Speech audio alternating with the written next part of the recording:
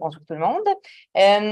Aujourd'hui, ce que je vais faire, c'est vous proposer des réflexions qui sont un petit peu plus qu'embryonnaires, mais qui sont encore exploratoires à ce stade-ci, étant donné que, je commence mon doctorat à l'Université d'Ottawa. Donc, je vais vous présenter grosso modo les grandes lignes de ma problématique de recherche et certaines réflexions qui me sont venues à la suite d'un pré-terrain que je suis en train d'effectuer en ce moment, donc d'entretien de nature exploratoire. Donc, évidemment, vos lumières à toutes et tous seront les bienvenues par après. Ma thèse va porter donc sur le processus de retour au travail à la suite d'une lésion professionnelle. Je pense m'orienter vers les lésions de nature psychique. Ça reste encore à être, disons, déterminé exactement.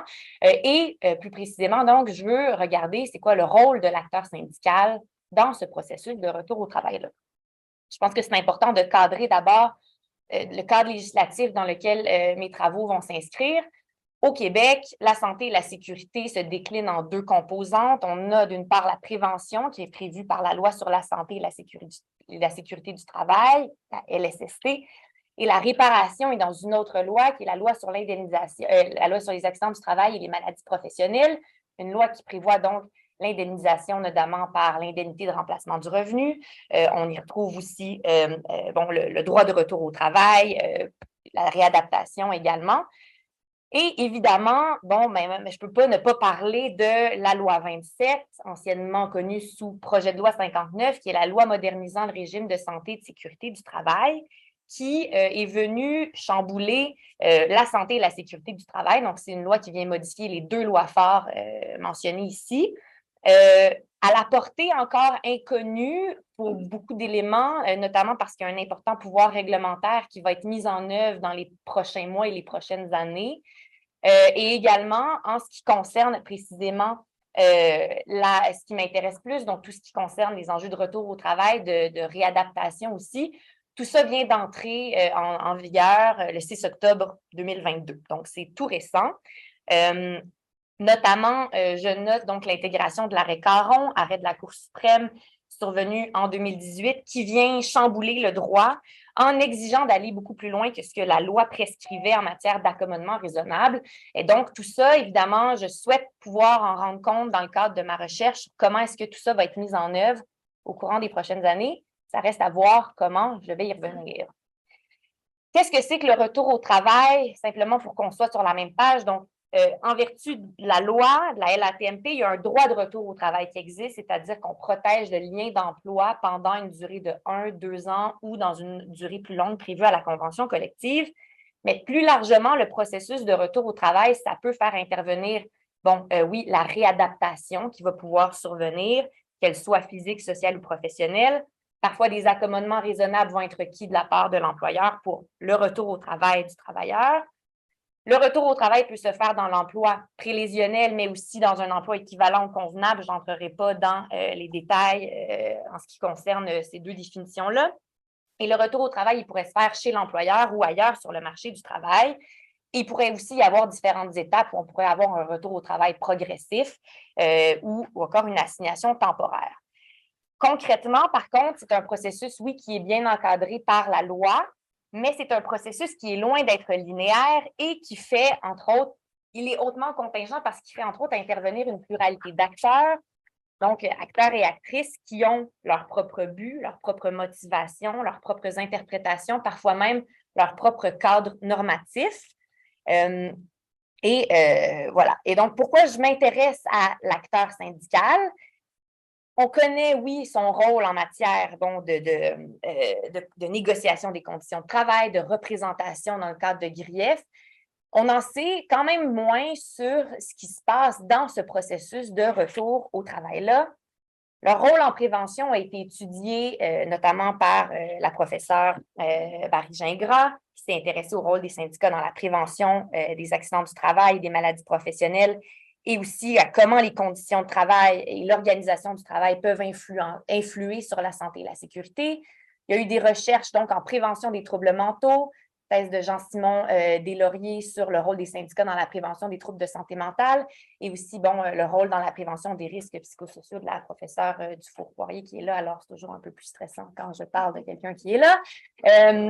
Et bon, entre autres, via le rôle des délégués sociaux, qui est donc, je vous l'expliquerai mieux que moi, mais donc ce réseau d'entraide de pairs mis en place dans certains milieux où on intervient plutôt de manière individuelle auprès de collègues de travail en difficulté, mais on ne se situe donc pas dans le cadre de la LATMP. Et aussi, donc, la professeure Cox qui a étudié, elle, la perception des représentants et des représentantes syndicales et de leur manière d'agir à l'égard des personnes qui intentent donc des recours en harcèlement psychologique.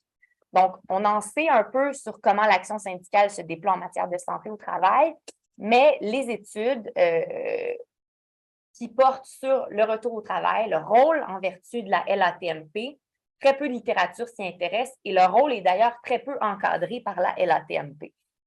Ce que les études nous disent, par contre, celles qui ont porté, par exemple, en partie sur cet acteur-là, en s'intéressant à l'ensemble des acteurs qui peuvent prendre part au processus de retour au travail, c'est qu'on a un degré d'implication variable et on a des structures qui semblent varier dépendamment de, en fait, on ne sait pas trop quels critères nécessairement, mais en fonction probablement des milieux de travail.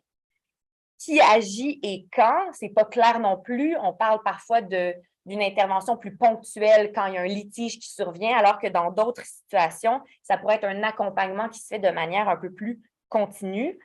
Et enfin, il y a certains défis qui ont été déjà identifiés, notamment on peut penser quand il y a un accommodement raisonnable qui entre en conflit avec une disposition de la convention collective, comment le rôle du syndicat se situe à ce moment-là, qu'est-ce qui va agir, quelle stratégie va privilégier.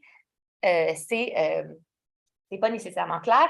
Ce que la littérature suggère, par contre, c'est que l'implication du syndicat génère des résultats positifs quant au retour au travail. On aurait alors un retour au travail qui est durable, qui fonctionne finalement. Mais dans les faits, comment est-ce que le retour au travail se déploie concrètement? C'est quoi les structures qui existent? C'est quoi les stratégies qui sont privilégiées par les organisations syndicales? C'est pas clair. Vu les contraintes de temps, je passe rapidement, mais je souhaiterais m'intéresser davantage aux lésions psychologiques. Ça pose certains défis, notamment parce qu'on sait qu'un très faible pourcentage de lésions de nature psychique sont acceptées à titre de lésions professionnelles par la Commission des normes de l'équité de la santé et de la sécurité du travail, la CNESST, qui est notre organisme chargé notamment de la réparation, mais pas uniquement. Le phénomène de la sous-déclaration aussi qui existe pour différents types de lésions, dont les lésions psychiques, évidemment. Également, les travaux de la professeure Lippel qui avait souligné que dans certaines circonstances, un retour au travail peut s'avérer plus complexe lors de la survenance d'une lésion psychique. On peut penser que quand on ne peut pas soulever un poids, c'est plus facilement identifiable que quand on ne peut pas être exposé à des situations de travail stressantes. Et de surcroît, dans un contexte où on a des nouvelles revendications, pas des nouvelles, mais disons qu'on parle de plus en plus des enjeux de santé mentale au travail, il semble que les syndicats doivent s'atteler à trouver des nouvelles manières d'appréhender efficacement les questions qui étaient peut-être traditionnellement moins réfléchies dans une perspective d'action syndicale. Et donc, c'est là où j'en suis et je me pose donc des questions par rapport à ma thèse. Qu'est-ce que je vais faire pour les 3 prochaines années concrètement? Dans quel milieu de travail je vais aller? Est-ce que je vais aller dans des secteurs, je veux cibler certains secteurs, aller dans des secteurs à prédominance féminine? Est-ce que je veux aussi peut-être rendre compte du multi-établissement? Là, on pourra en parler peut-être après dans la période de questions. Il y a plusieurs éléments évidemment qui pourraient être intéressants, mais on ne peut pas tout faire. Il faut faire des choix et comment je les fais? Est-ce que je veux regarder différents types d'emplois, donc, par exemple, prendre en compte des formes d'emploi précaires? Également, qu'est-ce que je vais faire avec la loi 27, avec les modifications qui ne sont pas encore en vigueur et des modifications qu'on ne peut même pas encore envisager parce qu'on ne sait pas du tout ce qui va se passer? C'est pour ça que je mène des entretiens exploratoires afin un petit peu d'orienter mes réflexions. Donc, je vous présente des constats là, que c'est un petit peu ce qui ressort jusqu'à présent. Où ce que je constate, c'est une organisation des services en santé et sécurité du travail en général, là, je parle, assez disparate. Et entre autres, par rapport, si on regarde la réparation, les personnes en charge, ça semble vraiment varier d'une organisation à l'autre. On n'a pas de modèle précis. Donc, dans un milieu de travail, c'était la représentante à la prévention qui donc a son rôle de prévention, elle fait de l'inspection sur les milieux de travail. C'est aussi elle qui s'occupe des dossiers d'indemnisation et qui va s'occuper du retour au travail d'un ou d'une travailleuse. On peut se douter qu'elle a donc beaucoup de pain sur la planche. Dans un autre milieu, ce sont des personnes attitrées uniquement au volet réparation et je ne sais pas pourquoi, Elle s'occupait aussi du retour au travail pour des lésions non professionnelles. Donc, elle gérait autant les dossiers de CNESST que ceux qui découlaient de l'assurance salaire, des personnes qui avaient été sur l'assurance salaire. Et finalement, dans un autre dossier, on avait vraiment des plaideurs et des plaideuses qui donc s'occupaient des dossiers, étaient là sur le terrain, mais c'était elle aussi qui allait plaider les dossiers. Un des enjeux par rapport aux structures mises en place dans les milieux de travail, c'était une transmission de l'information qui semblait se faire quand même difficilement, c'est-à-dire comment est-ce qu'on est au courant qu'il y a un dossier de lésion professionnelle qui survient sur notre milieu de travail. C'est soit en regardant les rapports d'accidents, de dénonciations qui nous sont transmis, ou encore il faut que quelqu'un appelle son organisation syndicale pour dire « j'aurais besoin de soutien ». Donc, il y a peut-être ça qui est à creuser davantage. Puis également, il semblait y avoir une prise en compte assez différente. Des fois, on a des politiques internes de l'employeur. Des fois, c'est prévu dans la convention collective. C'est vraiment conventionné. Quel type d'accommodement raisonnable seront pris? Donc, tout ça m'amène à penser que ça pourrait être intéressant de faire une sorte de typologie des pratiques à faire, comment les services sont organisés et quelles pratiques, après ça, sont privilégiées par les organisations syndicales. Et je voudrais joindre éventuellement à, donc faire des entretiens, parler avec les personnes sur le terrain, mais aussi regarder qu'est-ce que les conventions collectives conviennent, quels sont les documents qui sont mis à la disposition et qui encadrent le retour au travail. En ce qui concerne les lésions psychiques, ce que je me rendais compte jusqu'à présent aussi, c'était des structures qui parfois semblaient invisibiliser certaines lésions. Donc, dans un milieu de travail, les questions qui touchaient la santé mentale étaient dévolues à un comité ad hoc formé par l'employeur. C'est un milieu de travail où on avait un comité santé et sécurité au travail et préventionniste, donc siégeait là, mais on ne traitait pas les enjeux de santé mentale, on les transférait à un autre comité où on traitait des enjeux en généraux de santé mentale, lésions professionnelles comme non professionnelles. Mais où, à ce moment-là, est-ce qu'on est en train d'évacuer la dimension travail des enjeux de santé mentale? Donc, il y a ça qui est comme piste qui m'anime. Et aussi, dans certains milieux, c'était vraiment l'épuisement professionnel. Ah, ça n'existe pas chez nous. T'sais. Fait que là, comment ça? C'est intéressant de voir donc qu'est-ce qui se passe. Et ce qu'on semblait aussi dire, c'est effectivement, quand c'est une lésion psychique, bien, pour le retour au travail, on est tributaire un peu de la perception du gestionnaire sur la problématique. Et donc, comment le retour au travail va s'effectuer, ça pourra donc varier selon le gestionnaire en place. Et évidemment, j'en ai pas encore parlé, mais dans un contexte de modification du régime, avec maintenant une obligation de prévenir les risques psychosociaux, de les prendre en compte, disons, par l'employeur.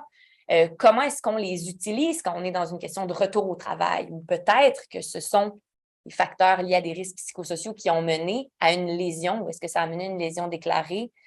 Bref, ce sont un petit peu les réflexions où j'en suis. J'ai parlé très, très vite.